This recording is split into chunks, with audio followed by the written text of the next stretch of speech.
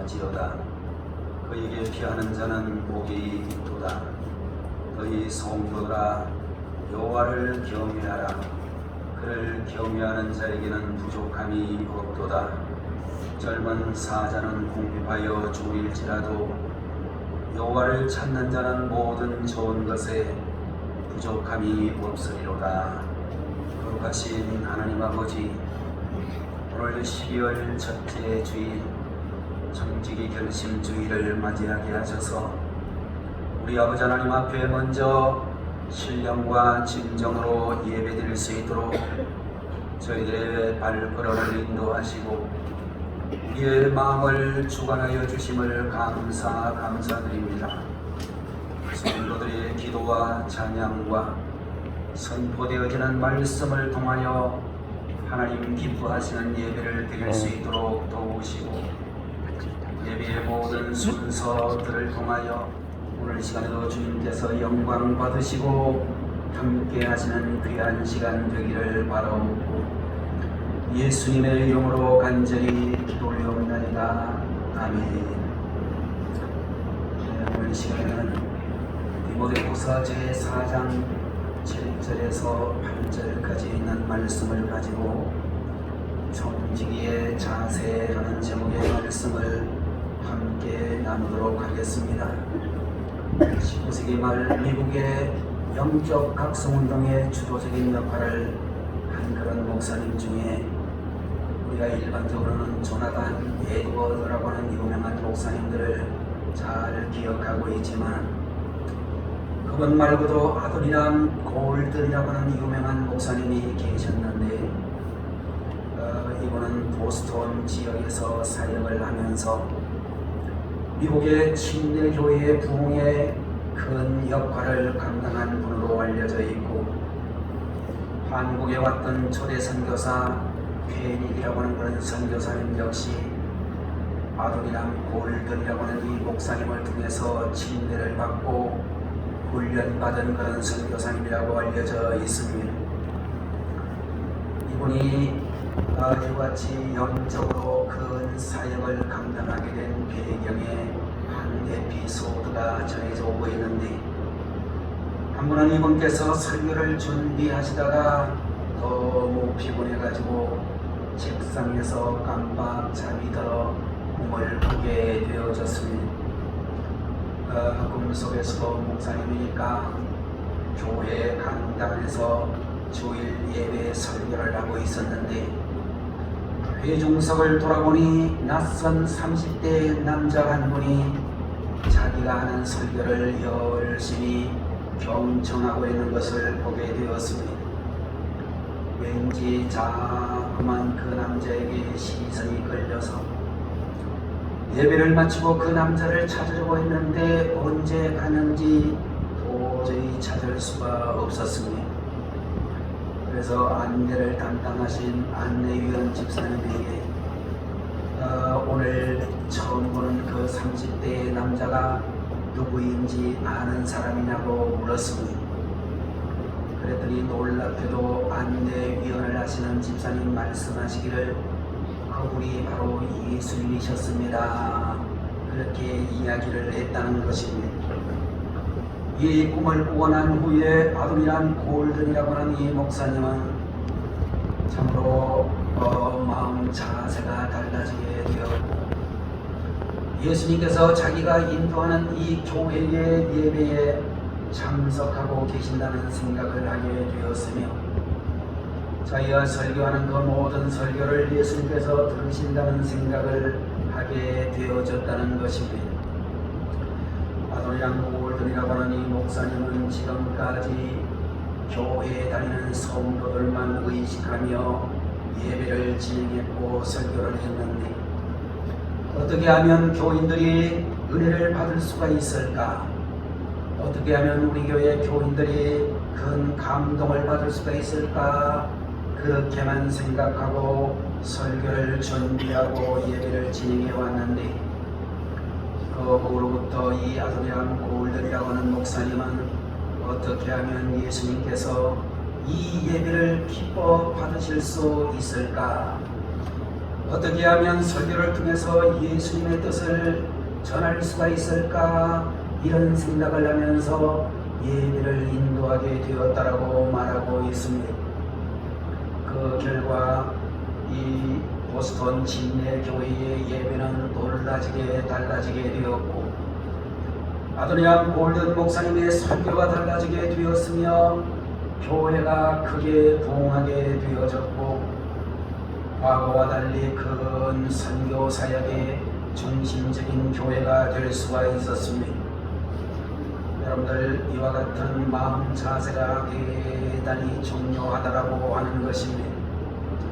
우리가 청지기로서 하나님을 섬기고 주님의 몸 되신 교회를 섬기고 이 세상에서 맡겨진 사명을 감당하게 될 때도 청지기적인 마음 자세를 가지고 하느냐 그렇지 않느냐에 따라서 결과가 엄청나게 달라진다는 것을 말씀해 주시고 있습니다. 여러분들, 오늘 우리가 보고 있는 이 본문 성경을 보게 되면 나는 선한 싸움을 싸우고 나의 달려갈 길을 마치고 믿음을 지켰으니 이제 우르는 나를 위하여 의의 멸관이 예비되었으므로 주곧 의로우신 재판장이 그날에 내게 주실 것이며 내게만 아니라 주의 나타나심을 사모하는 모든 자에게 도리라. 이렇게 말씀해 주셨습니다. 여러분들, 우리가 사도행전의 주인공이며 세계 선교의 가장 위대한 종이었던 사도 바울 선생이 그의 영적인 믿음의 아들, 영적인 제자였던 디모데 에베소 교회의 담임 목사님에게 참으로 청지기자운 마음 자세로 내가 살아온 것 같이 너도 그런 청지기자운 마음 자세로 살아가고 주의 정된 직분을 감당하라고 말씀해 주시고 있는 것입니다. 오늘의 본문을 보면서 청지기의 마음 자세는 어떤 것인가 라는 것을 이야기하면서 첫 번째로 말씀드릴 수 있는 것은 마음을 비우는 자세를 가져야 한다 라고 말씀을 해주시고 있습니다. 오늘 여기 본문에 사도 바울은 자기의 인생을 가리켜 나의 달려갈 길이라고 하는 그런 표현을 사용하고 있습니다. 인생의 주인이 되시는 하나님께서 정해주신 그 길을 달려왔다 이렇게 말씀을 하고, 이제 자기 인생의 주인이 되시는 하나님께서 자기 인생에 대해서 내리시는 평가를 기다리고 있다라고 말씀하고 있는 것입니다. 여러분들, 바울은 주인이신 하나님 앞에서 마음을 비우고 살아왔으며 죽어도 욕심을 가진다든지 딴 마음을 가지지 않았다라고 말씀하고 언제나 주인이신 하나님 앞에서 빈 마음으로 살았다라고 이야기하고 있습니다. 여러분들, 누가복음 제16장의 말씀을 보게 되면 불의한 청지기의 비유가 나타나고 있는데, 여러분들, 옳지 않은 청지기는 어떤 문제를 가졌는가에 대하여 여러분들, 첫 번째로 주인의 것을 제멋대로 썼다라고 이야기를 하고 있는 것입니다. 누가복음 16장 1절 말씀을 보게 되면 어떤 부자에게 청지기가 있는데 그가 주인의 소유를 방치한다는 말이 그 주인에게 들렸다 그렇게 이야기하고 있습니다. 청지기가 주인의 것을, 주인의 뜻을 묻지 않고 제 마음대로 써가지고 주인에게 손해를 입혔다라고 말씀하고 있는 것입니다. 두 번째로 주인의 것을 자기를 위해서 썼다라고 또한 말하고 있습니다. 누가복음 16장 4절 이하를 보게 되면 내가 할 일을 알았도다. 이렇게 하면 직분을 빼앗긴 후에 사람들이 나를 자기 집으로 영접하리라 그런 말이 나오는데, 청지기들이 주인에게 해고 통보를 받았는데 주인에게 빚진 자들을 불러서 장부상 빚을 탕감해주고 자기의 돈을 챙겼다라고 하는 그런 기록이 있는 것을 볼 수 있습니다. 여러분들 청지기가 제일 조심해야 될 것은 나쁜 마음을 먹어서는 안 되고, 주인의 것을 주인 몰래 제멋대로 사용해서는, 그리고 그 주인의 것을 자기를 위해서 사용하는 것을 조심해야 된다라고 말씀해 주시고 있는 것입니다. 이 마을 저 마을을 돌아다니면서 떡을 파는 할머니 한 분이 계셨습니다. 떡이 굉장히 맛있고 값이 싸가지고 가는 곳마다 많은 사람들이 모여들었습니다. 그런데 한 번 떡을 사 먹은 사람들은 반드시 다시 사러 오고, 또 전보다 더 많이 사가려고 그렇게 했다는 것입니다. 웬일인지 이 떡을 파는 할머니께서는 두 번째 장사가 더 잘 됐는데도 불구하고 기뻐하기는커녕 한숨을 쉬고, 그리고 다시는 그 마을에는 나타나지도 않았습니다. 한 번은 또 한 마을에서 떡을 팔고 있었는데, 다른 동네의 예와 마찬가지로 떡을 샀던 사람들이 다시 몰려와서 더 많은 떡을 사갔습니다. 그런데 한 어린 소년이 이 할머니에게 금화를 할머니에게 내밀었습니다. 그리고 말하기를, 할머니께서 파는 그 떡에서 이 금화가 나왔어요. 제 것이 아니라서 할머니 돌려드리려고 가져왔습니다. 이렇게 이야기를 했습니다. 이 할머니는 그제서야 만면의 웃음을 지으며 이 어린 소년을 품에 꼭 껴안았습니다. 이 할머니는 일가 친척도 없이 큰 부자이고 또 큰 사업장도 가지고 있었습니다. 이제 나이가 많이 들어서 후계자를 찾고 있었다는 것입니다. 이 어린 소년이야말로 자기의 후계자가 되어 그 많은 유산과 사업을 잘 관리하고 올바른 곳에 쓸 수 있는 사람으로 보아서 이제 그 어린 소년에게 모든 것을 물려주었다라고 하는 것입니다. 여러분들, 이 시간 우리 하나님께서도 이 할머니처럼 올바른 마음을 가진 청지기들을 찾고 계실 줄로 믿습니다. 하나님은 이 자리에 있는 우리 모두를 믿어주시고 청지기로 세워주시고 우리에게 많은 것을 맡겨주신 줄로 믿습니다. 여러분들, 그런 의미에서 우리 성도님들은 하나님이 우리에게 맡겨주신 것을 하나님의 뜻을 따라 관리하고 또 하나님을 위해 사용하고 그러기 위해서 우리 마음을 비울 줄 아는 하나님의 청지기들이 되셔야 되겠습니다.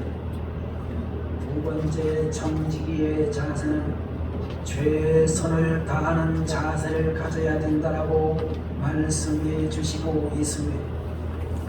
여러분들, 오늘 디모데후서 4장 7절과 8절에 나오는 이 말씀을 유심히 살펴보게 되면 바울은 그의 인생을 마무리하는 그런 시점에 이르렀다라고 생각이 되어지고, 그는 정말로 지금까지 달려왔던 그 인생을 돌아보고 있는 것을 볼 수 있습니다.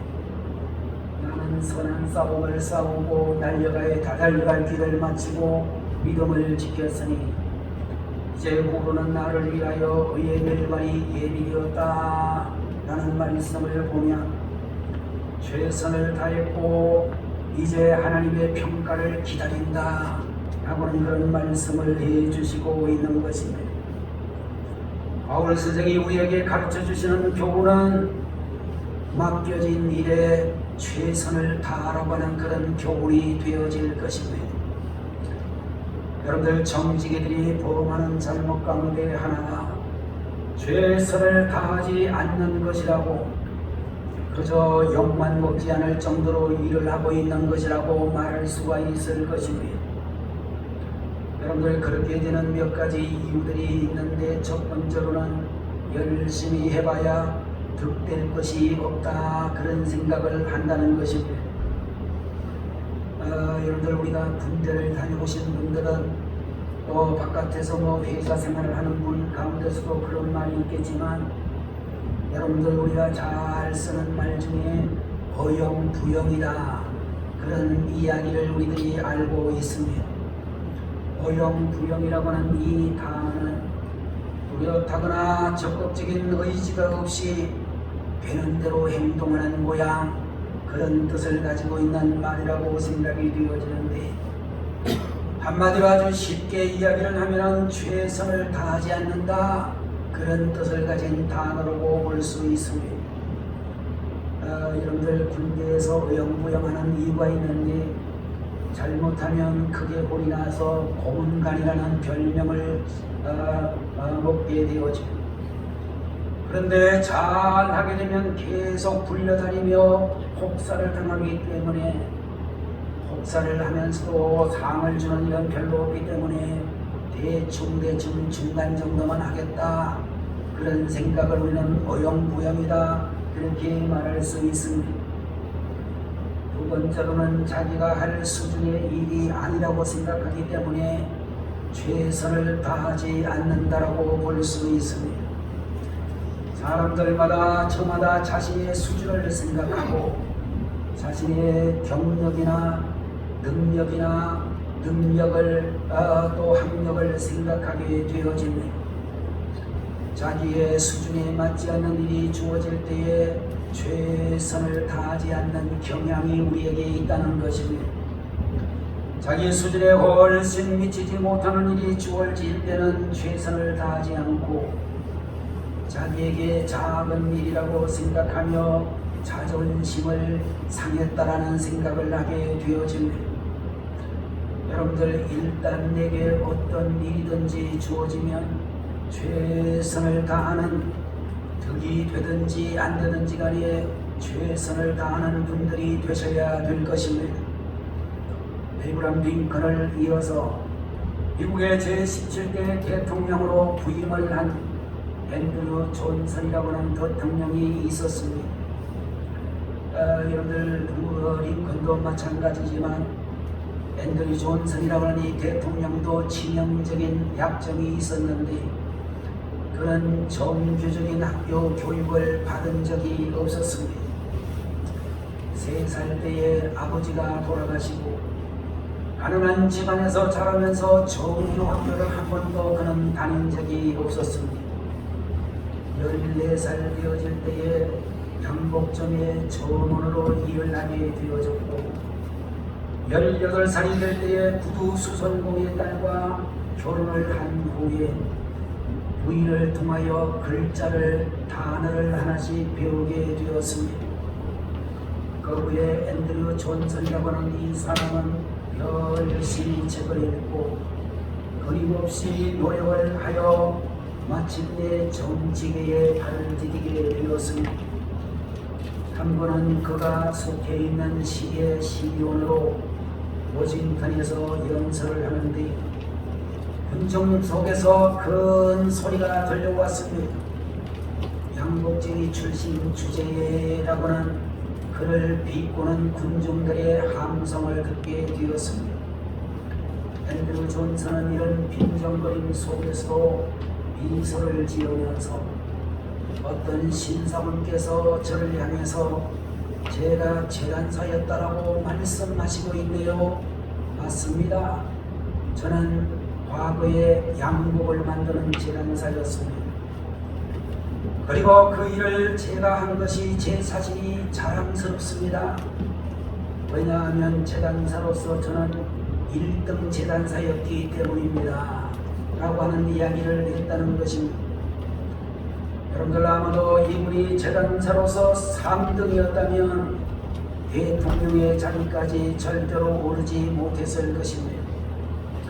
여러분들이 세상에서 어떤 직업을 가졌든지 어떤 직장을 다니든지 간에 무슨 일이든지 간에 최선을 다하고 여러분 하신 일에 당당한 마음을 가지고 최선의 그런 일꾼이 되시기를 바라는 것입니다.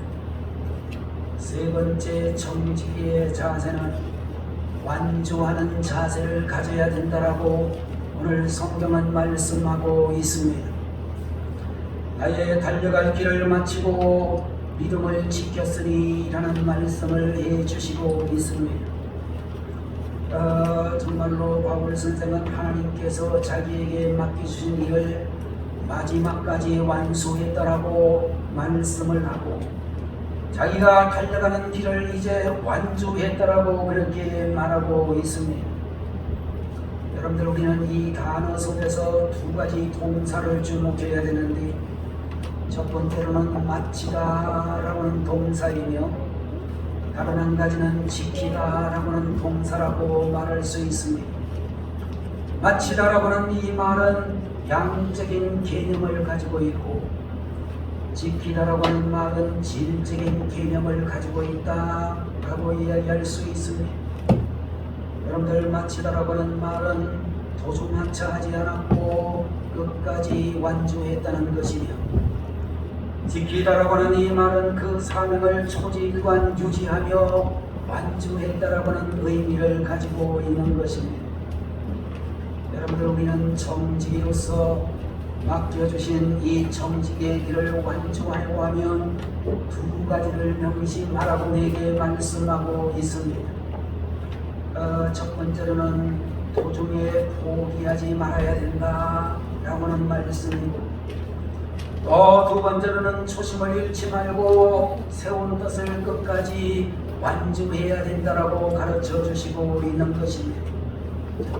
여러분들, 오늘날 정직이들이 완주하지 못하는 가장 중요한 이유는 첫 번째로 인내가 부족하기 때문이다 라고 이야기할 수가 있을 것입니다. 여러분들, 우리가 직장생활 하는 분들 중에 보면 어떤 사람들은 직장에 들어가 가지고 1년도 견디지 못하고 한 달도 견디지 못하고 직장을 계속 옮기는 분들이 있습니다. 대전에서 제일 큰 교회 중에 하나에 제 친구 목사님이 부천에 계셨던 목사님이 한 분 계시는데, 그 교회는 부교역자들의 무덤이라는 별명이 있을 만큼 부 목사님들, 전도사님들이 굉장히 힘들어하는 교회로 알려져 있습니다. 힘들어서 하는 분들 보면 어떤 분들은 석 달도 견디지 못하고 돌아가고, 아마도 한 6개월 정도는 견디어도 괜찮은 그런 교역자라고 알고 있고, 1년을 견디면 대단히 훌륭한 부교역자다. 그런 분들 담임 목사님이 아주 나쁜 사람같이 생각되어지기도 하지요. 그런데 우리 교회에서 안수를 받았던 우리 박경인 목사님이 거기에 한 2년인가 3년인가를 있었습니다. 그러다가 이분이 개척을 하고 또 상당히 큰 교회와 합병을 하면서 지금은 대전에서도 목회를 잘하고 있습니다. 제가 그 담임 목사님하고 친구니까 만나서 이야기를 하면 부교역자들이 자기의 뜻을 모른다는 거예요. 부교역자들에게 교역자로서 모든 자세를 잘 가르치려고 하면 이 부교역자들은 그것을 힘들다고 생각한다는 거예요. 그래가지고 견디지를 못하고 석 달 만에 나가는 사람, 6개월 만에 나가는 사람, 나가서 한 주일 만에 있다가 나가는 사람, 별 사람이 다 있는데, 그 박경인 목사님은 아주 오래 있었다는 거예요. 여러분들, 우리가 하나님 앞에 주의 일을 감당하게 될 때에 교역자의 길도 마찬가지지만, 여러분 직장일도 힘들어서 자꾸만 옮기는 그 사람은 큰 사람이 되기가 쉽지 않을 것입니다. 여러분들, 우리가 세상에 보면 음해나 비난을 들을 수도 있고 박해와 핍박을 받을 수가 있고 여러 가지 힘든 고비가 있는데, 그런 것들을 우리들은 잘 인내할 수 있어야 된다는 것입니다. 두 번째로, 완주하지 못하는 사람들의 이유가 있는데 유혹을 이기지 못하기 때문이다, 그렇게 말할 수 있다는 것입니다. 세상의 모든 일이 다 그렇듯이 하나님께서 맡겨주신 청지기의 사명을 감당할 때도 많은 유혹이 우리 앞에 있다라고 하는 것입니다. 똑같은 일인데 더 월급을 많이 주겠다고 직장에서 유혹을 하는 사람들도 있을 것입니다. 지금까지 똑같은 비슷한 일인데도 불구하고 비교할 수 없을 정도로 엄청나게 좋은 대우를 보장한다라고 유혹을 하기도 하는 것입니다. 여러분들 사자성어 가운데서 마부작침이라고 하는 그런 말이 있는데 도끼를 갈아가지고 바늘을 만든다 라고 하는 그런 뜻을 가지고 있는 사자성어라고 알려져 있습니다. 마부작침이라고 하는 이 사자성어가 우리에게 말씀해주고 있는 것이 뭐냐 하면 아무리 어려운 일이라도 꾸준히 노력하면 이룰 수가 있다, 그런 의미를 가지고 있다라고 하는 것입니다. 여러분들 하나님께서 우리에게 맡겨주신 사명을 감당하게 될 때에 한눈 팔지 않는 것이 대단히 중요하다라고 하는 것입니다. 한눈을 팔게 되면 마음이 흔들리게 되고 한눈을 팔게 되면 역량을 집중시킬 수가 없다는 것입니다. 하나님이 우리에게 맡겨주신 청지기 사명을 완주하려고 하면 끝까지 인내하시고 그리고 한눈 팔지 말고 유혹을 이겨낼 수 있는 여러분들이 되셔야 되겠습니다. 2004년도 그리스 아테네 올림픽에서 있어서는 안 되는 일이 발생했습니다. 여러분들 올림픽의 마지막 게임은 대체적으로 우리가 알고 있는 대로 마라톤이라는 경주가 이제 마지막 경주가 되어집니다. 마라톤을 하는 도중에 관중 한 명이 도로에 뛰어 들어와서 선두로 달리고 있던 브라질의 리마라고 하는 선수를 밀쳐 넘어뜨리는 사고가 발생했습니다.